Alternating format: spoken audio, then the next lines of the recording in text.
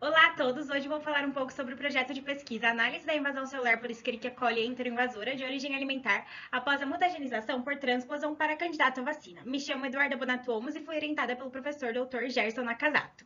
O projeto envolve bactérias de importância médica, como por exemplo a Escherichia coli invasora, que pode causar infecções ou toxinfecções alimentares. Além disso, esperamos que o emprego das ferramentas moleculares nos mecanismos de patogenicidade bacteriana produza candidatos à vacina, como alternativas de profilaxia. Os objetivos do projeto envolvem avaliar as alterações da capacidade de invasão de cepas mutantes Escherichia coli invasora em células HeLa, obter mutantes das cepas invasoras a partir da técnica de mutação através da transposição com TNFA e verificar a capacidade de invasão das cepas em células HeLa através do ensaio de invasão usando a técnica de fluorescência.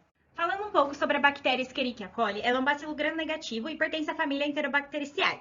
Habita o trato gastrointestinal de animais de sangue quente e geralmente suas cepas são comensais, fazendo parte da microbiota intestinal. Porém, ela pode ser patogênica, ocasionando algumas infecções, tanto no trato gastrointestinal como em outros tecidos, como por exemplo o trato urinário, meninges e o sangue. Bom, a E. coli patogênica gastrointestinal está relacionada às infecções fora do trato gastrointestinal, como, por exemplo, causando a sepse, a meningite e as infecções do trato urinário, sendo essa última denominada o PEC. Nas aves, ela causa a colibacilose e é denominada a PEC. Ela tem uma alta capacidade de disseminar e colonizar outros tecidos. Bom, ambas são semelhantes porque possuem marcadores de virulência em comum, como as adesinas, o sistema de captação de ferro, marcadores de resistência e sistema de invasão. No entanto, nenhum fator de virulência mostrou ser especificamente exclusivo ou definitivo de UPEC ou APEC. Podem não ter especificidade de ligação, portanto. Além disso, sugere-se que as APECs poderiam ser uma possível fonte de UPEC, causando as infecções e outras doenças de seres humanos, chamadas zoonoses. Agora, falando um pouco sobre a invasão celular, ela é uma forma de sobrevivência das bactérias dentro dos seus hospedeiros, sem que ela esteja em contato direto com as defesas desse organismo. Ela ocorre a partir de uma adesão à célula do hospedeiro. A partir disso, a bactéria vai ser internalizada dentro da célula do hospedeiro e vai, assim, aumentar a sua capacidade de multiplicação. Isso ocorre para que ela se proteja contra a defesa do hospedeiro e a ação dos antimicrobianos, estabelecendo a infecção e disseminando para outros tecidos.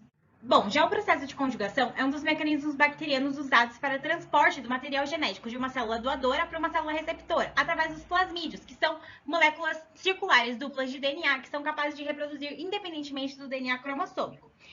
Vai ocorrer o processo de transferência de uma cópia do DNA da célula doadora, na qual estão presentes, para possíveis novas receptoras, e assim se replicar. Abaixo podemos observar bem o esquema do processo. Já em relação ao transposon, eles são formas comuns de DNA que podem se mover entre diferentes moléculas do DNA do hospedeiro, como por exemplo cromossomos, plasmídios e vírus. Quando eles se deslocam, eles podem carregar e transferir horizontalmente genes que codificam uma variedade de características, como por exemplo a resistência a antibióticos ou a produção de toxinas. O TNFA utilizado no projeto é um derivado do TN5, que é portador de um gene de resistência à canamicina, um antibiótico, e flanqueado por dois elementos genéticos transponíveis IS50. Sua construção é muito importante porque ele tem a capacidade de isolar e caracterizar genes que vão originar proteínas com domínios que vão além da membrana interna da célula. A transposição realizada pelo TNFA é muito semelhante à do transposon TN5 e tem a necessidade da presença de todos esses elementos. Ainda não se é muito conhecida, porém, podemos explicar um pouco através do esquema a seguir.